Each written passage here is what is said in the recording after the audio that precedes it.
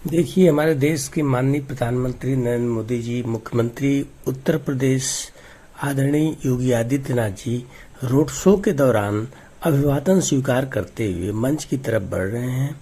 यह नौजवानों के लिए एक बहुत बड़ी खुशखबरी है कि हमारे यहाँ जो है अटल आवासीय विद्यालय योजना का भी शिलान्यास होगा, जो विद्यालय बनेगा जिसमें गरीब, मजलूम और शिक्षा से दूर वर्ग भी उसका बहुत बड़ा उसका लाभ मिलेगा। और खिलाड़ियों के लिए बहुत बड़ा तोहफा, बनारस वासियों के लिए बहुत बड़ा तोहफा, एक अंतर्राष्ट्रीय स्टेडियम बन रहा है, जो अपने में एक बहुत बड़ी गरिमा की बात है। और हमारे देश के प्रधानमंत्री जी को इसके लिए बहुत बहुत धन्यवाद कि वाराणसी जनपद के लिए एक अंतर्राष्ट्रीय स्टेडियम। देखिए, लोग जो है उनकी एक झलक पाने के लिए दोनों तरफ क्षेत्र की जनता जो है लगी हुई है, अपने कैमरे में कैद करने का प्रयास कर रही है।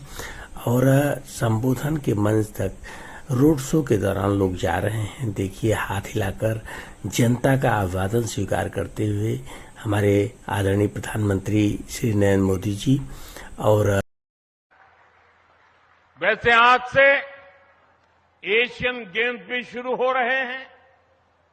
एशियन गेम्स में हिस्सा लेने गए सभी भारतीय खिलाड़ियों को मैं अपनी शुभकामनाएं देता हूं।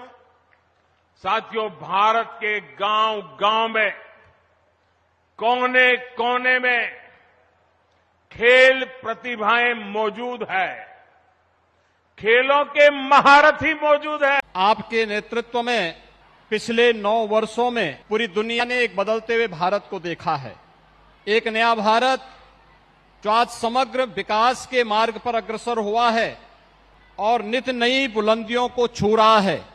G20 के सफलतम और अभूतपूर्व समिट के उपरांत इस कालखंड में चंद्रयान के चंद्रमा पे सफलतम लैंडिंग की कार्रवाई, आदित्य L1 के सफल प्रक्षेपण के साथ ही नारी शक्ति वंदन अधिनियम माध्यम से भारत की आधी आबादी के लिए मातृशक्ति के सशक्तिकरण के लिए जिस एक महत्वपूर्ण कदम को उठाने के उपरांत, संसद में पारित करवाने के उपरांत आज आपका अपनी ही काशी में, बाबा विश्वनाथ की इस अविनाशी काशी में आगमन हुआ है।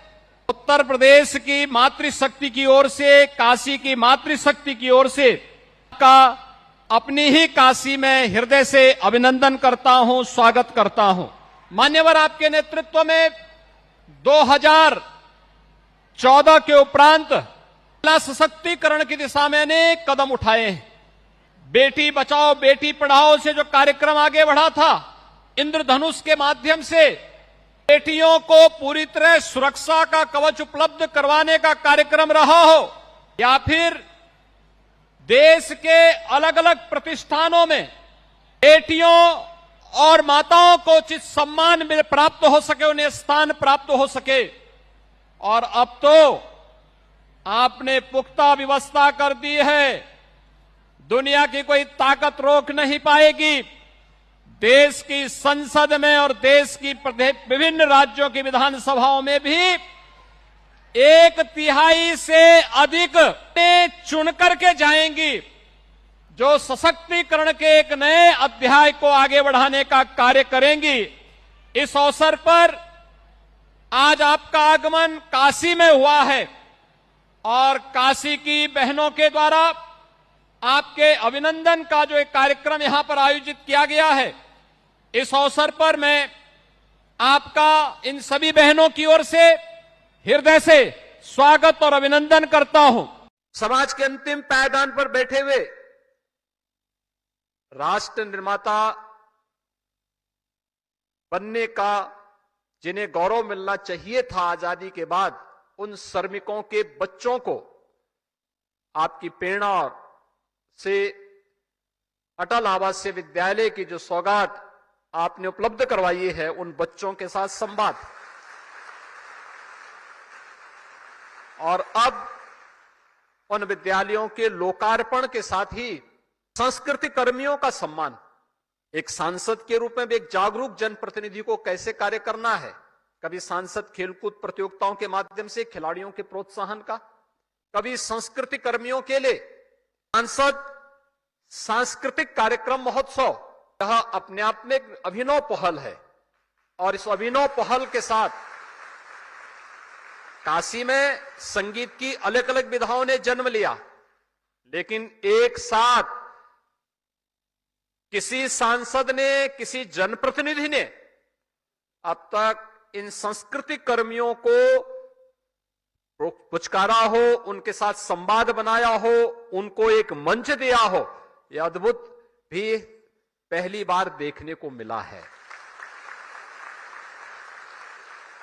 लगभग 40,000 से अधिक कलाकारों ने इन सभी कार्यक्रमों में न्याय पंचायत स्तर पर, ब्लॉक स्तर पर, विश्वविद्यालय स्तर पर और जनपद स्तर पर इन पूरे कार्यक्रमों में अलग अलग कार्यक्रमों के माध्यम से भाग लिया, जिसमें गायन भी था, वादन भी था, नृत्य भी था और नाट्य श्रृंखलाएं भी थी। अद्भुत कार्यक्रम था। लोक गाथाओं के साथ जोड़ने, लोक परंपराओं को पुनर्जीवित करने का एक अद्भुत प्रयास। कलाकारों को एक नया मंच आपने प्रदान किया है। इन सभी कलाकारों की ओर से मैं आपका हृदय से अभिनंदन करता हूं, स्वागत करता हूं।